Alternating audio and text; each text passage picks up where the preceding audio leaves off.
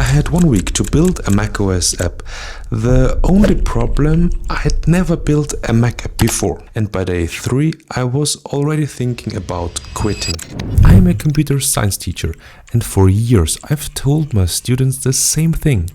If you understand the fundamentals of programming, learning a new language becomes much easier. So I decided to put that to the test. Can I learn a new programming language and build a Mac app in just 1 week? Let's find out.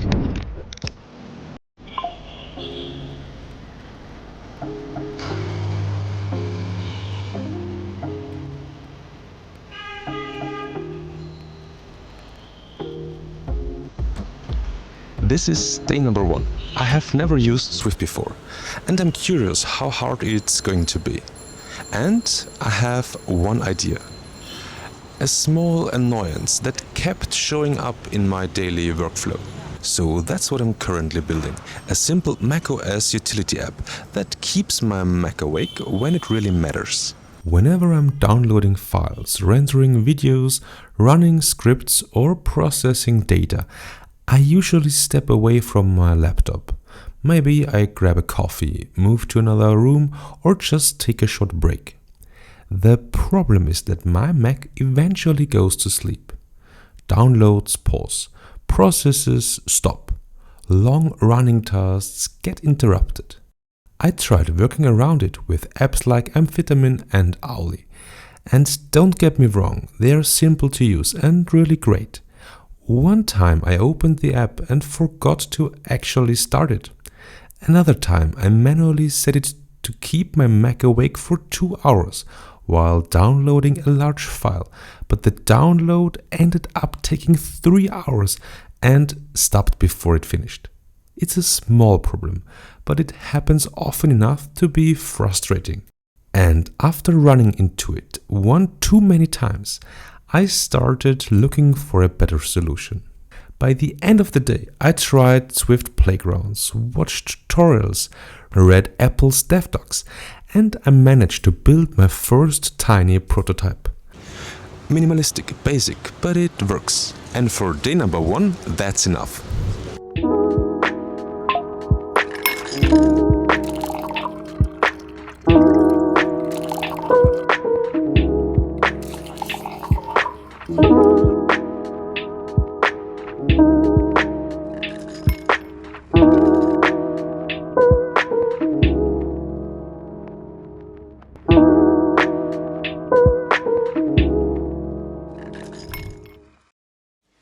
Day 2 starts with a new question. Not about Swift, but how I should learn it. Because now AI exists, and suddenly I can either struggle through the whole documentation of Apple for hours, or use AI to get an answer in seconds.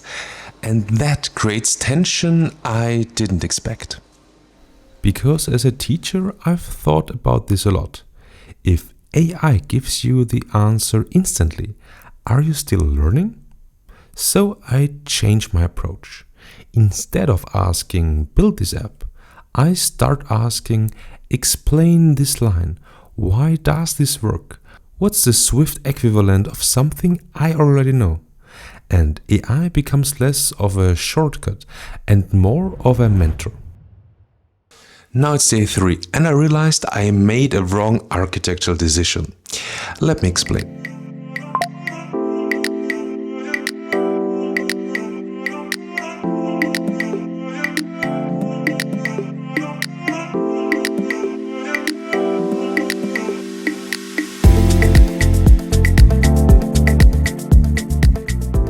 I started with AppKit. It made sense at the time. I wanted to understand macOS under the hood, not just high-level abstractions. And I did learn a lot. But now every UI change feels expensive. Every feature takes too long.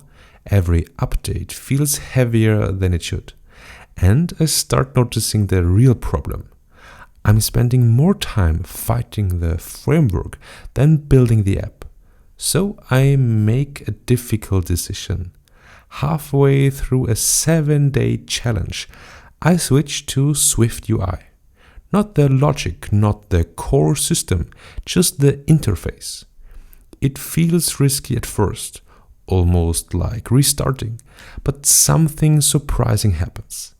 Everything gets faster, UI becomes easier, state becomes clearer, iteration becomes smoother. And what looked like a setback becomes a turning point. Once the foundation is stable, I push the app further, and something becomes obvious. Downloads are not the real problem. Activity is, because there are many situations where the Mac should stay awake, rendering videos, compiling code, running AI workloads, processing files, playing audio, video calls. So the app evolves. It starts detecting CPU usage, and it starts doing something more important than detection. It starts explaining itself. Instead of saying the Mac is awake, it says because XCode is running heavy tasks, the Mac stays awake. And suddenly it feels less like a tool and more like a system that understands what's happening. And at that point, something shifts mentally. I stop thinking in Swift. I start thinking in product logic. Day 6 hits a familiar problem: perfectionism. Because there is always something else, one more feature, one more improvement, one more polish pass, and one more redesign. And it disguises itself as productivity, but it isn't. It's avoidance. So I stop and I ask a different question. What actually needs to be finished? Not everything, just the essentials. So I focus on stability improvements. And I use the app all day, not as a developer, as a user. And that's when it becomes clear. It works. It's not perfect by any means, but it's complete. And that's a very different thing.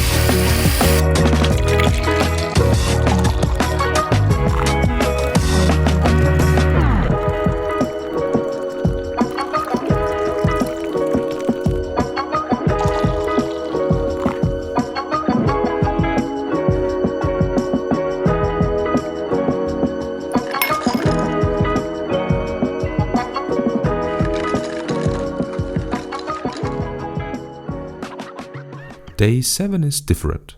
I barely write code, because now the app has another problem. It doesn't feel like a product yet.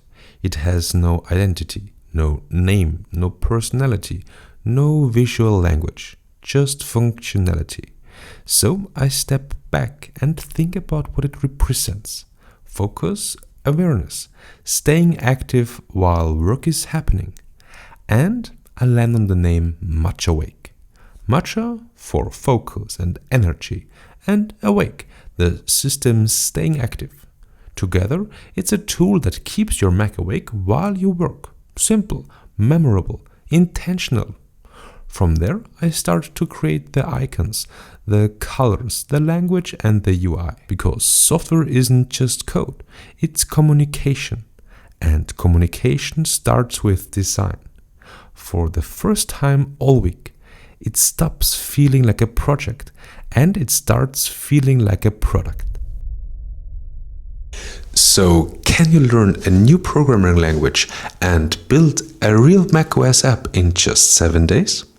I think the answer is yes. Not because 7 days is enough to master everything, but because 7 days is enough to start.